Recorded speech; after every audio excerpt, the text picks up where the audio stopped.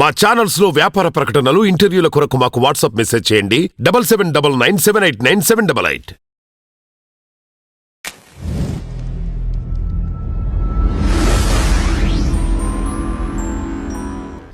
ఓం శ్రీ గురుభ్యో నమః.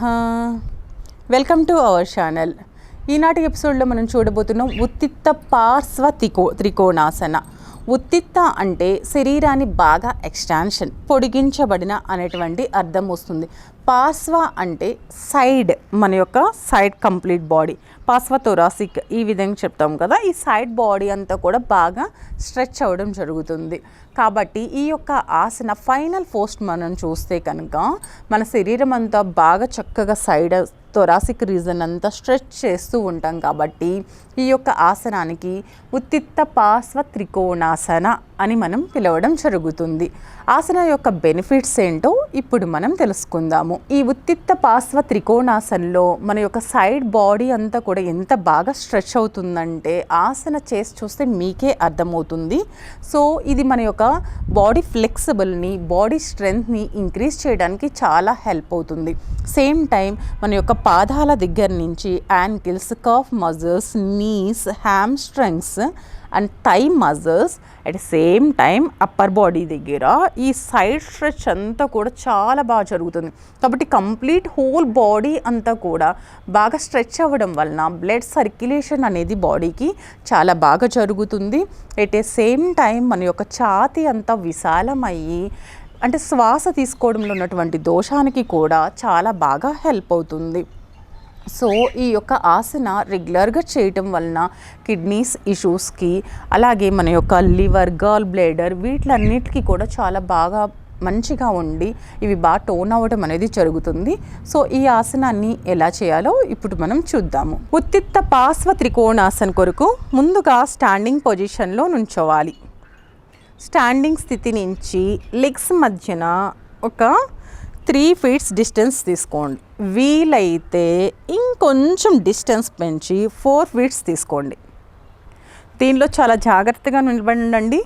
మ్యాట్ చాలా చాలా ఇంపార్టెంట్, స్కిడ్ అయ్యే ఛాన్స్ ఉంటుంది. కాబట్టి మీరు లెగ్కి ఇక్కడ ఏదైతే కనుక సైడ్స్ ఉంటుందో ఆ సైడ్ లాక్ వేసేయాలి. ఇన్ కేస్ ఏమైనా తగిలినా కానీ లెగ్ చాలా అక్కడ లాక్ పడిపోయి ఉండాలి. అంత గట్టిగా గ్రిప్ మీరు అక్కడ ఇవ్వాలి. లేదు మ్యాట్ లేకోకుండా కొంచెం రఫ్ ఏరియాలో కూడా చేసుకోండి, పర్వాలేదు. మ్యాట్ నీట్గా ఉంటే బాధే లేదు. సో ఈ యొక్క ఆసనాలో ముందుగా మనం పాదాన్ని 90 degreesకి టర్న్ చేసేస్తాం. ఇది ఎప్పుడైతే టర్న్ అవుతుంది, ఆసన స్థితికి ఎప్పుడు వెళ్తున్నామో అప్పుడు బ్యాక్ టోస్ కూడా ముందుకు వచ్చేసేయాలి. హీల్ అవుట్ సైడ్కి ప్లేస్ చేస్తూ ఉంటుంది. ఈ లెగ్ పొజిషన్ చాలా ఇంపార్టెంట్ ఈ యొక్క ఆసనాకి.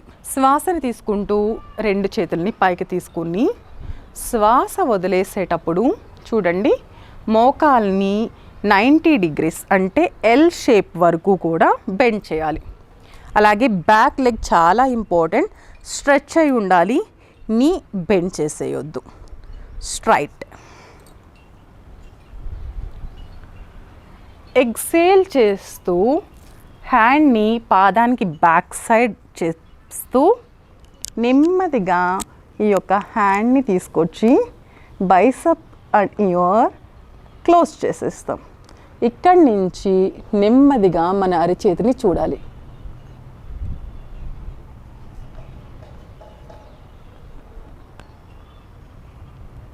శ్వాస తీసుకుంటూ నెమ్మదిగా యథాస్థితికి. చూసారు కదా దీనిలో బాడీ ఎంత బాగా స్ట్రెచ్ అవుతుందనేది. అయితే డౌన్ వరకు వెళ్ళడానికి చాలామందికి ఇబ్బంది అవుతూ ఉంటుంది. అలాంటి వాళ్ళు యోగా ప్రాప్స్ అనేది దొరుకుతుంది. సో ఈ బ్రిక్ తీసుకోండి. లేదు ఇంట్లో చేస్తున్న వాళ్ళైతే హ్యాపీగా ఒక చిన్న స్టూల్స్ అయితే మన ఇంట్లో అవైలబుల్ ఉంటాయి. చిన్న స్టూల్ని తీసుకోండి.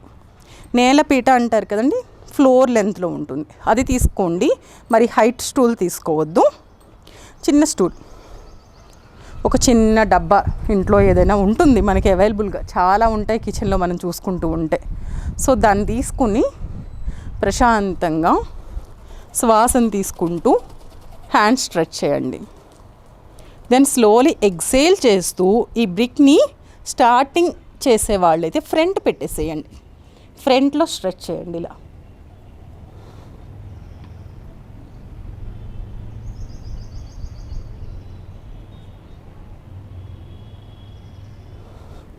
స్లోగా ఫ్రంట్ మాకు అలవాటు అయ్యింది, బాడీ బ్యాలెన్స్ అవుతుంది. సో ఈ బ్రిక్ని లెగ్కి బ్యాక్ సైడ్ సేమ్ చక్క బ్రీత్ ఇన్ బ్రీత్ అవుట్ చేస్తూ సైడ్ యాంగిల్ స్ట్రెచ్.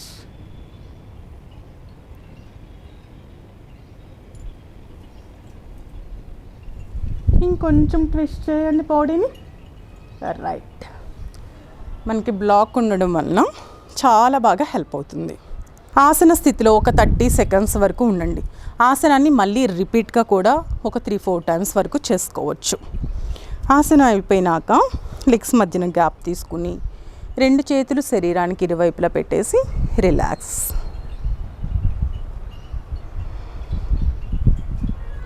చూసారు కదా ఉత్తిత్త త్రికోణాసనాన్ని ఏ విధంగా చేసుకోవాలో. అయితే ఈ యొక్క ఆసనాలో తీసుకోవాల్సిన జాగ్రత్తలు ఏంటో ఇప్పుడు మనం తెలుసుకుందాం. పాదాన్ని 90 డిగ్రీస్ ఖచ్చితంగా మనం టర్న్ చేసుకోవాల్సి ఉంటుంది. అలాగే సేమ్ టైం బ్యాక్ లెగ్ ఏదైతే ఉందో అది కూడా కొంచెం హీల్ బ్యాక్ సైడ్కి వెళ్ళి టోస్ అనేది ఫ్రంట్కి అంటే ఒక 45 డిగ్రీస్ యాంగిల్లోకి ఖచ్చితంగా తిరగాలి. అలాగే దీన్ని ఎవరు చేయకూడదో కూడా ఇప్పుడు మనం తెలుసుకుందాము. ఎవరైతే సివియర్గా బ్యాక్ పెయిన్ ఆర్ సర్జరీస్ బ్యాక్కి సంబంధించి జరుగుతాయో వాళ్ళు ప్లీజ్ అవాయిడ్ చేసేయండి. మరియు హృదయ రోగులు, బీపీతో సఫర్ అవుతున్న వాళ్ళు, వెట్టిగో ప్రాబ్లం ఉన్నవాళ్ళు యోగా నిపుణుల యొక్క పర్యవేక్షణలో చేసుకోండి. అలాగే ప్రెగ్నెంట్ లేడీస్ కూడా యోగా టీచర్స్ యొక్క పర్యవేక్షణలో చేయాలి. ఓన్గా ఈ యొక్క ఆసనాన్ని చేయొద్దు. దీనిలో బాడీ స్ట్రెచ్ అనేది చాలా ఎక్కువ జరుగుతుంది కాబట్టి అవాయిడ్ చేయండి. ఈ యొక్క ఎపిసోడ్ మీకు నచ్చినట్లయితే like, share, subscribe to our channel. మరి యొక్క ఎపిసోడ్లో మనం మరలా కలుద్దాం. అంతవరకు సెలవు. నమస్తే.